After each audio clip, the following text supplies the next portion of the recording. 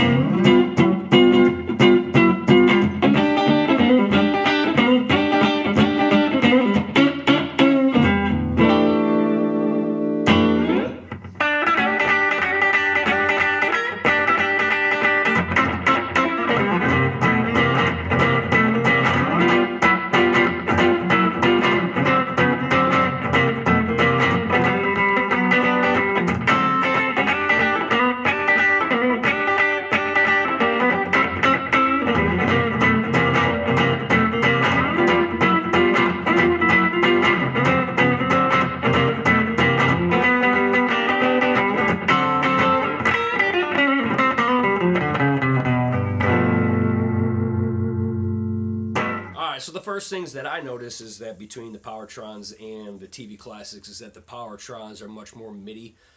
They sound really good when you're playing power chords for a psychobilly band kind of deal, something like that.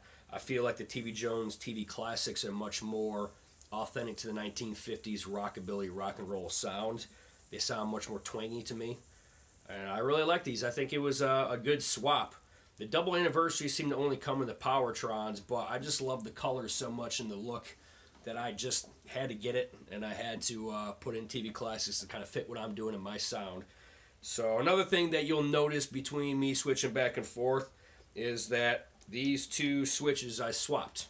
So I now have the pickup selector switch over here and the tone switch over here. This is just so when I'm playing I can easily click over and switch between pickups. I also removed the pick guard because I think it looks a lot cooler without the pick guard. Before, you might have noticed I had the gold pick guard on there, and now you just see the beauty of that nitro lacquer tan. It's called Jaguar tan paint job on there. So I hope you enjoyed the video and you got something useful out of this, and maybe you figured out what pickups you wanted off this video. So thank you so much. Please subscribe below and follow us. I got much more videos coming out for you guys, and much love. Thank you so much, everybody. The first thing I did is I took the pick guard off. I took the Bigsby and rolled it back. I took the rings off here, the strings off, and I put these tubes here onto the potentiometers after I took the knobs off, just so I can fish it through a lot easier. So next step now is removing the pickups themselves. What I did was remove these two screws and these two holes here, and the pickups popped right out. For this model, it's pretty much a direct plug-in from these pickups to the next. If you have a 5420 or 22 or 5120 on the other models, check to see what kind of mount you need. A lot of times you need a English mount, but for this model and these pickups, this is plugs in just the way it is. So I pulled the pickups through.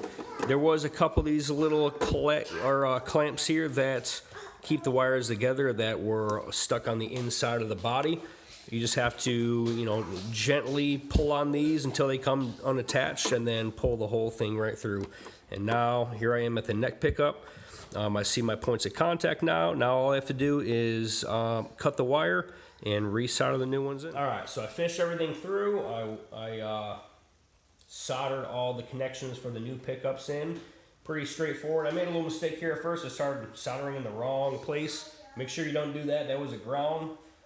Check your instructions that come with your TV Jones to make sure, but I mean, it's pretty straightforward because you're just clipping off the old connections here. You got your white wire going in this middle one here, and then your ground going right to the body of the potentiometer.